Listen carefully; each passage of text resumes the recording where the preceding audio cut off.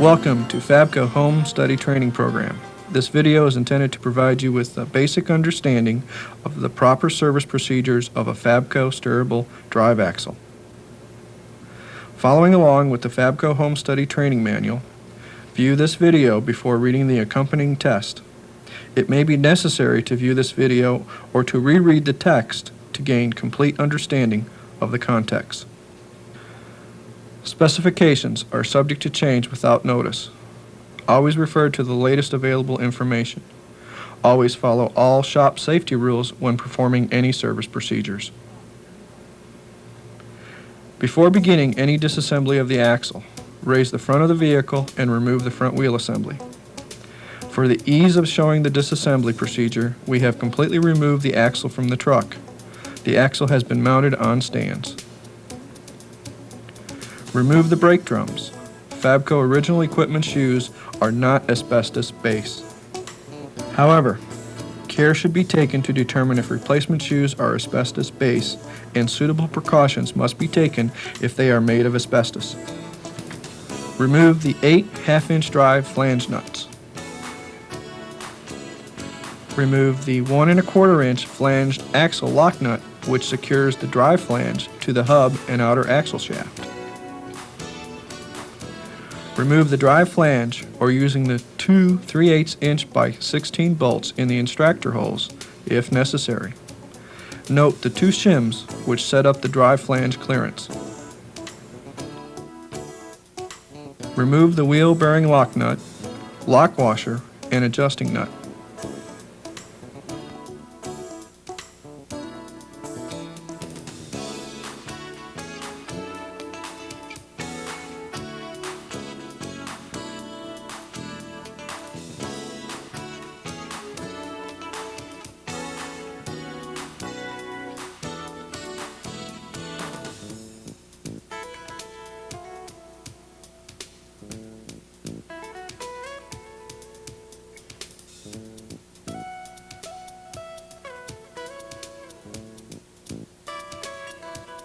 Hub may now be removed from the spindle.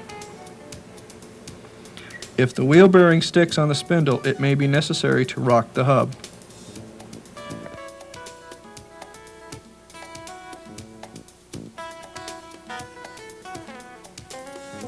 It may also be necessary to pry off the hub with a pry bar. If a pry bar is used, be sure to avoid damaging the inner grease seal.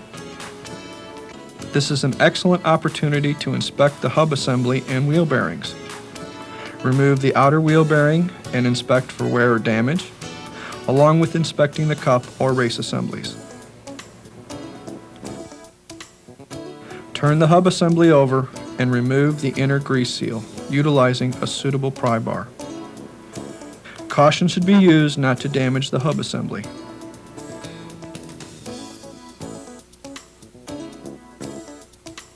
Inspect the inner wheel bearing assembly and cup or race. Remove the inner bearing and look for evidence of wear or damage to the bearing, cup, and assembly. To disassemble the brake shoes, pry shoes apart and remove the cam rollers.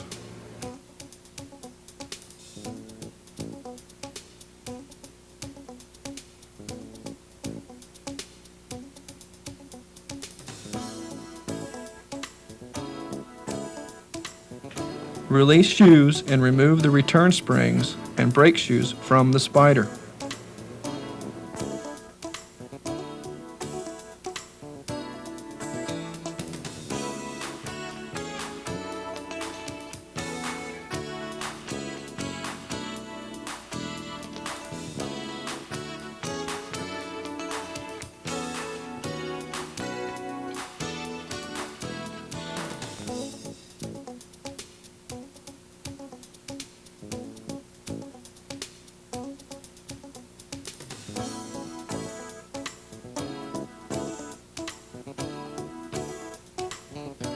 Move around to the other side of the spindle yoke and pry the S-cam retaining snap ring out of its groove behind the slack adjuster.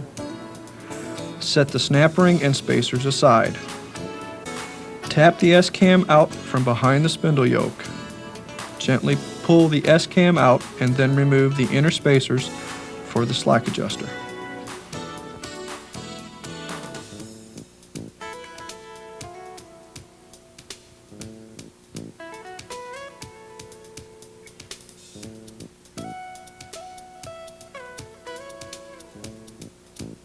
remove cotter pins and clevis pins from the slack adjuster.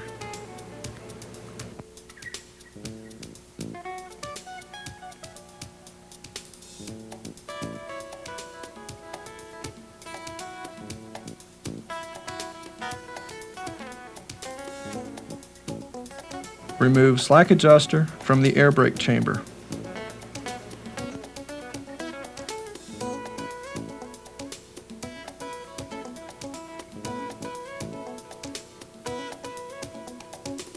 The air brake chamber may be removed by loosening the two 5/8" air brake chamber mounting nuts.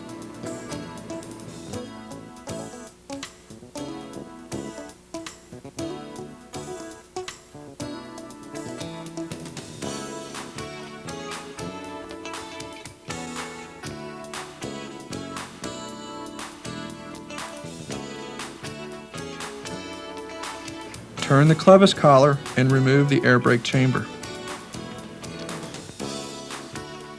Remove the 10 5/8" brake mounting lock nuts.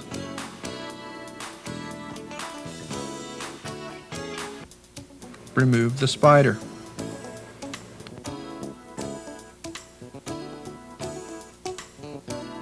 Once the brake spider has been removed, you can easily remove the spindle assembly.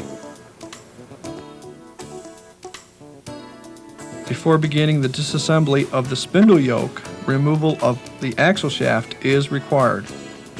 The axle shaft may be pulled out of this differential through the spindle yoke. Remove the air brake camshaft bracket by removing the two mounting nuts.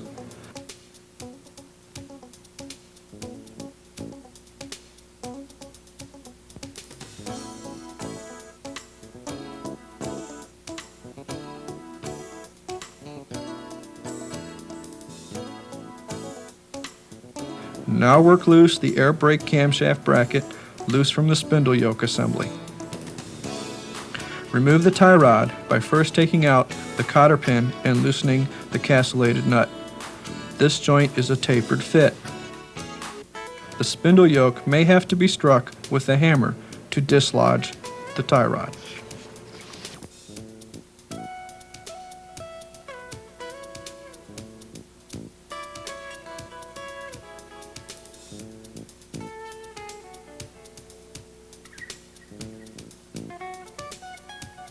To remove the spindle yoke, first loosen the lower kingpin lock nut.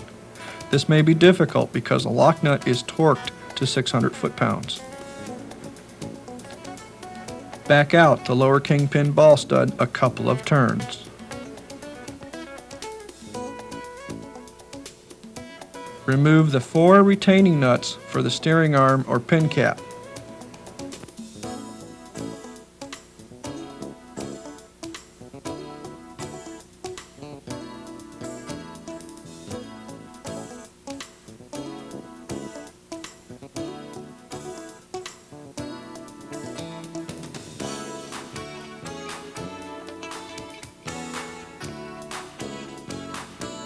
Loosen the upper kingpin adjustment screw jam nut.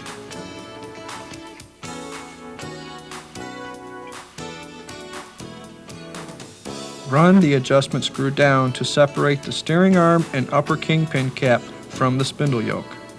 Remove the steering arm or pin cap from the spindle yoke. Next, remove the upper kingpin lock nut and bolt.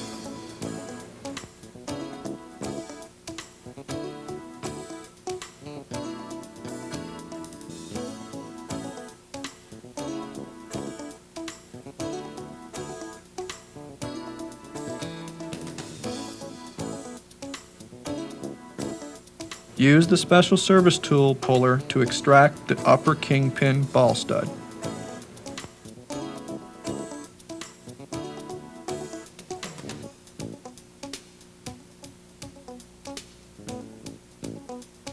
Remove the spindle yoke. Grasp it at the top and pull it outward and down to separate it from the suspension yoke of the axle. Once the axle end is completely disassembled, the inner axle floating seal may be replaced. Common cause of this seal failure is oversteering or incorrect amount of shims beneath the drive flange. Removal of the seal can be difficult. The seal is a two-part assembly consisting of an outer housing and an inner oil seal and bushing. The easiest way to remove it is to separate the seal assembly. Remove the seal outer housing. Once the outer seal is removed, clean out the housing of old sealing material. Before reinstalling the new seal, coat the bushing, seal, and the gap between the two with bearing grease. Coat the red outside surface of the housing with Loctite number 515 or equivalent. Drive the seal in and seat it with a special service tool seal driver until it bottoms out within the axle housing.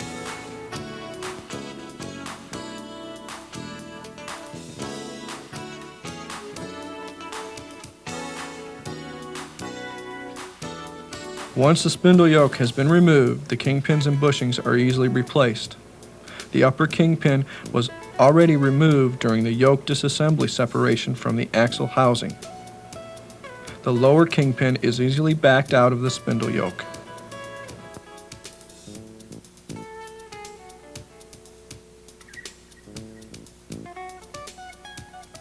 Remove the upper kingpin bearing dust seal by using a punch from behind the dust seal and tapping it out. The upper kingpin bearing may be tapped out of the spindle from behind using a brass punch or chisel.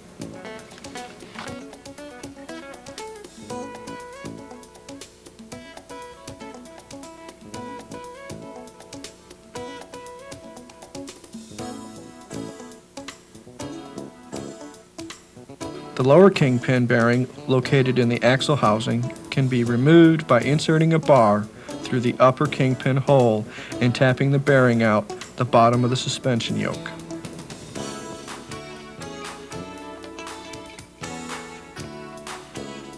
Before the spindle yoke can be remounted on the suspension yoke, the kingpin seals and bearings must be installed. Use the special service tool seal driver to seat the upper seal into the top of the spindle yoke. Once again, using the special service tool bearing driver to install the new kingpin bearing assembly into the spindle yoke, place kingpin on the tool and drive it in until it bottoms out in the spindle yoke. At the bottom of the spindle yoke, there is a locking dowel for the lower kingpin retaining mechanism. Screw the lower kingpin ball stud into the bottom of the yoke 6 complete turns. Check to make sure that the lock washer retaining pin is in place and loosely install the lock washer and nut.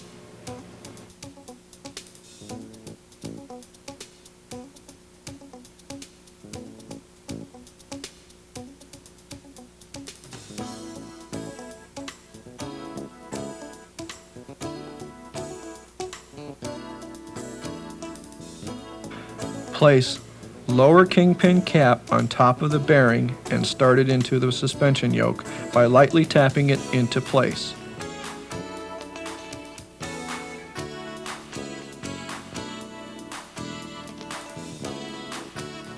Now use the special service tool bearing driver to drive the cap and lower kingpin bearing into place.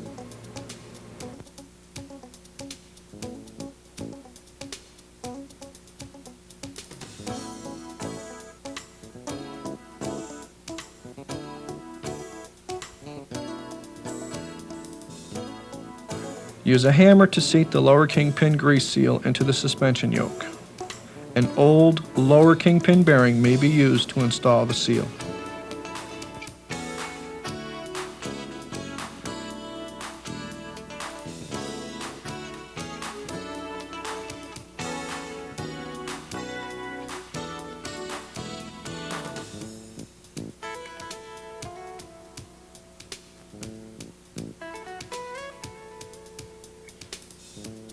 Smear grease into the floating seal, NLGI number 2 wheel grease or equivalent.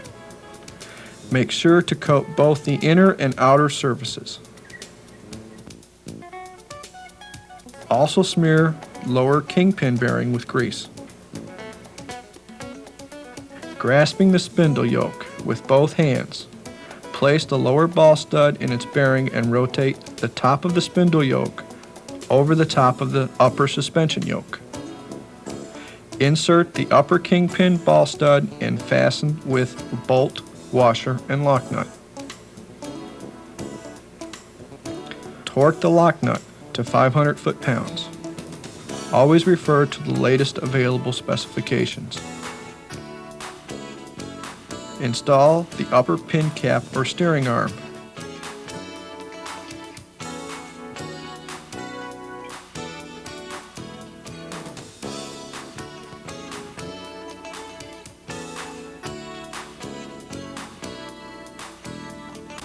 Back off the adjusting screw to allow the steering arm or pin cap to set flush against the spindle yoke.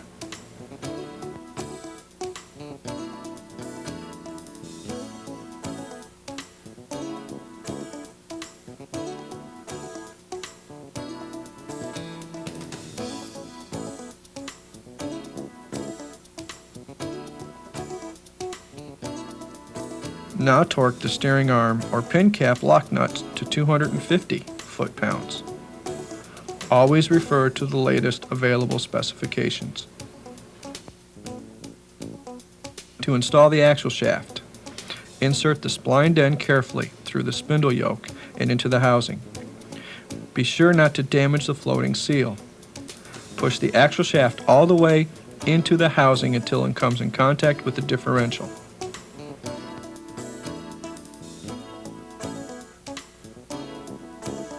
Insert a pry bar between the outer yoke and the universal joint. Gently pry the end of the inner axle shaft up until the splines engage with the differential. Then push the axle shaft the rest of the way in until you can feel it lock in. Before reinstalling the spindle, check to make sure the oil, seal, and bushings are not worn or damaged. Coat the bronze bushing and oil seal with the appropriate lubricant. Slide the spindle over the outer axle shaft, taking care not to damage the seal or bushing. Fit the spindle over the spindle yoke studs. Then with a clean rag, wipe down the spindle.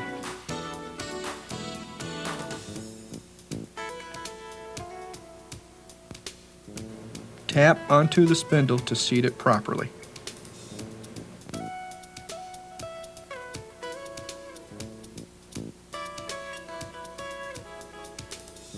Install the brake lining onto the brake spider. Using a suitable bench, place the lining in the appropriate location on the brake spider.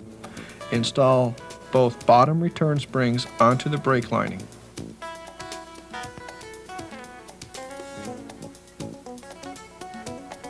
Once the return springs have been assembled, install the upper return spring.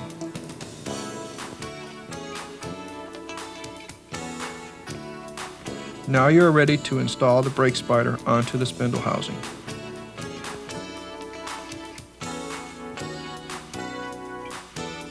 Install the 10 retaining nuts and tighten evenly.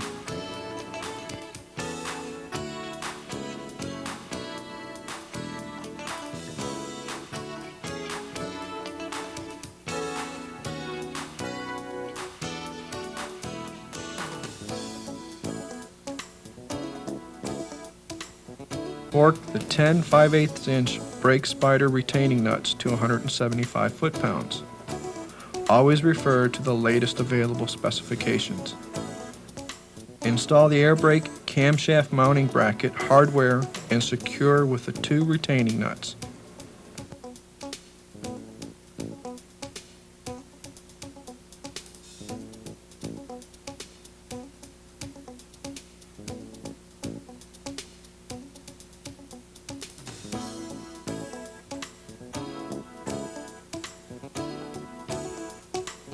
Torque lock nuts on the air brake camshaft bracket to 85 foot-pounds.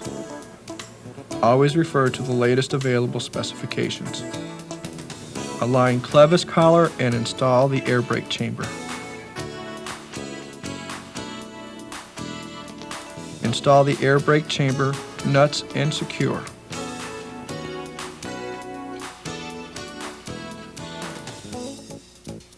Now torque the air brake chamber lock nuts to 150 foot-pounds. Always refer to the latest available specifications. Before installing the S-cam, verify that they are using the correct S-cam. The part number is located on the face of the S portion of the part as shown here. Slide the S-cam until it stops into the camshaft bracket. Turn the spindle assembly and install the brake cam roller. Cam rollers should be checked for flat spots before being used. Make sure that they are properly seated in place. Install the inner spacer washer, which was removed earlier, and install the slack adjuster into place.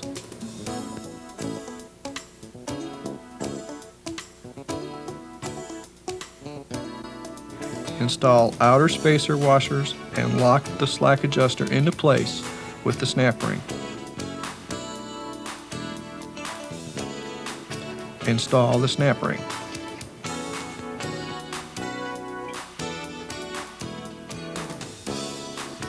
Turn the slack adjuster adjustment screw until the clevis collar lines up with the slack adjuster. Install the clevis pins.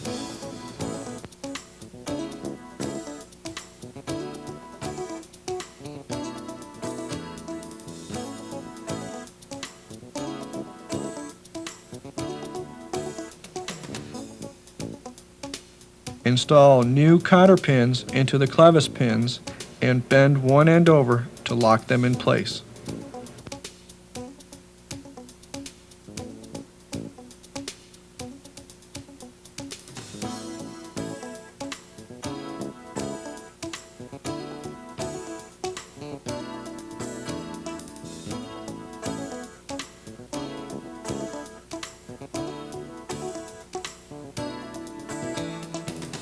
Prior to installing the hub, check to make sure the inner and outer wheel bearing cups or races are not damaged.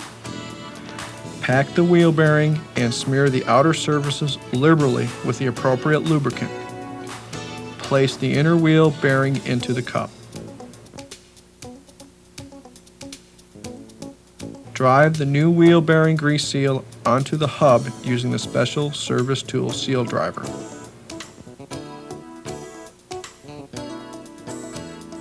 Turn the hub over and carefully install the outer wheel bearing into its cup or race.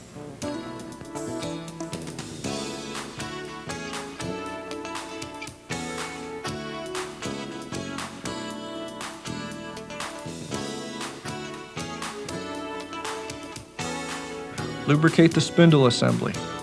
The inner hub area where the hub grease seal rides should have grease smeared on it also.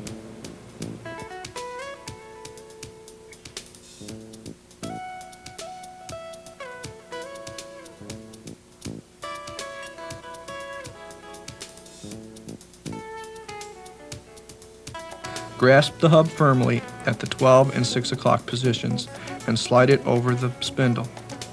Align the hub and while holding the outer bearing, give it a persuasive push into place. Finish by loosely installing the wheel bearing adjusting nut. Make sure the lock washer retaining pin is facing outward. Torque the bearing adjusting nut to 50 foot-pounds while simultaneously rotating the hub. Always refer to the latest available specifications. Loosen the nut and repeat this procedure 2 to 3 times to ensure that the bearings are seated properly. After the final tightening, back off the adjusting nut 1/8 to 1/4 of a turn.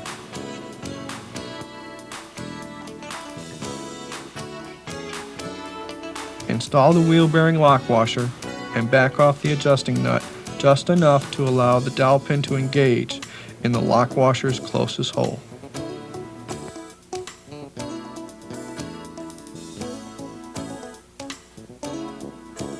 Never tighten the wheel bearing adjusting nut to align the lock washer with the closest dowel pin and the hole. Install the wheel bearing lock nut and torque to 400 foot-pounds.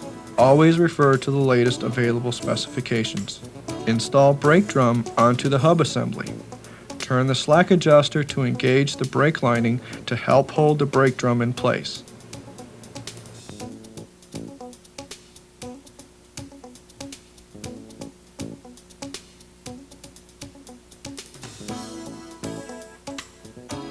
Install the spacer shims for the drive flange clearance. Install the outer drive flange and tap into place.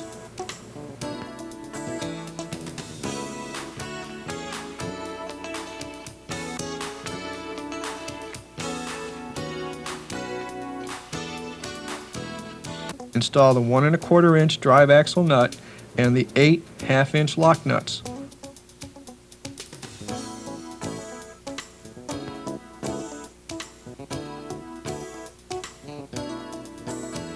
Secure the lock nut down. Torque the outer drive axle lock nut to 400 foot-pounds. Always refer to the latest available specifications. Torque the 8 drive flange lock nut to 85 foot-pounds. Always refer to the latest available specifications.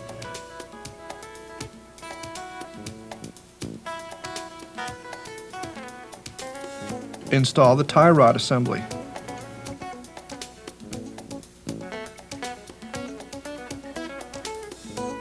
Torque the castellated nut to 100 foot-pounds. Always refer to the latest available specifications. Install a new cotter pin for the tie rod castellated nut and bend over to lock the pin in place.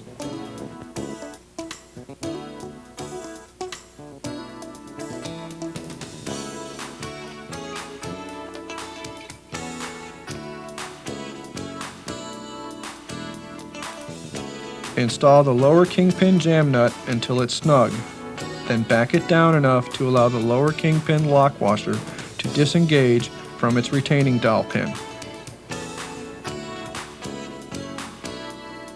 Back off the lower kingpin ball stud down 4 complete turns.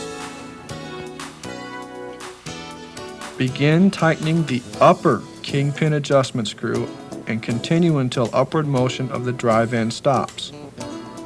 Additional resistance will also be felt in the effort required to turn the adjusting screw. The upper kingpin has now been seated in the bearing. Place a stack of feeler gauges or a thick-bladed screwdriver to fill the gap between the suspension and the spindle yoke in the area of the lower kingpin ball stud. Advance the lower ball stud until the feeler gauge stack loosens or the screwdriver drops. This indicates that the ball stud's threads are actually beginning to spread the suspension and spindle yokes apart.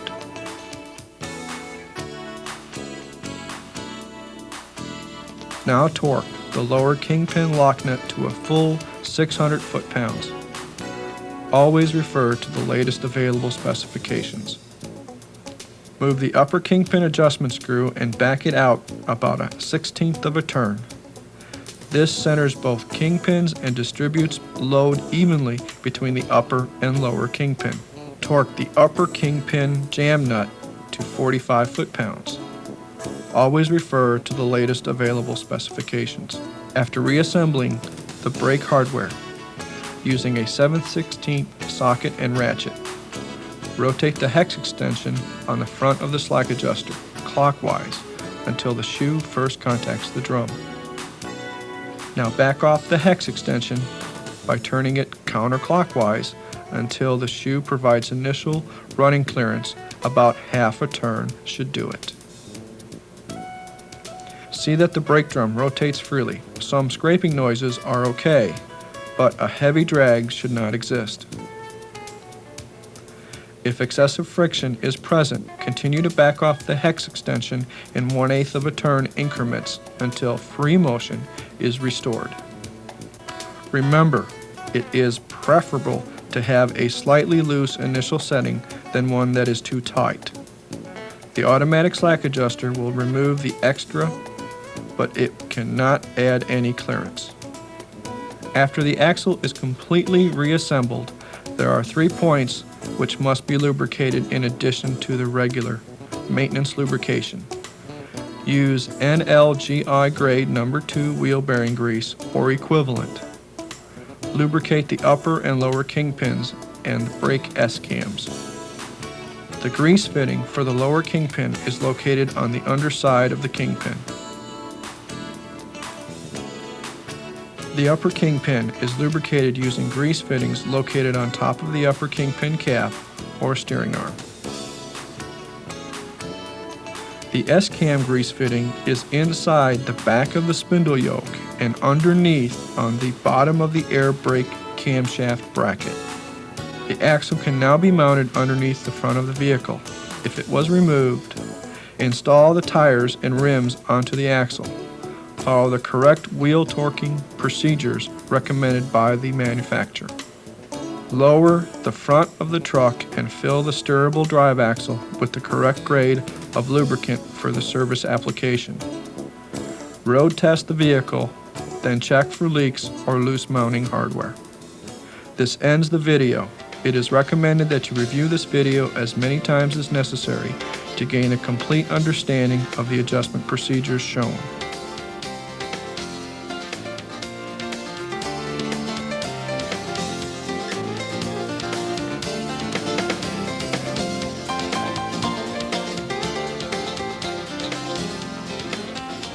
Return to your workbook and continue with the Fabco Home Study Training Program.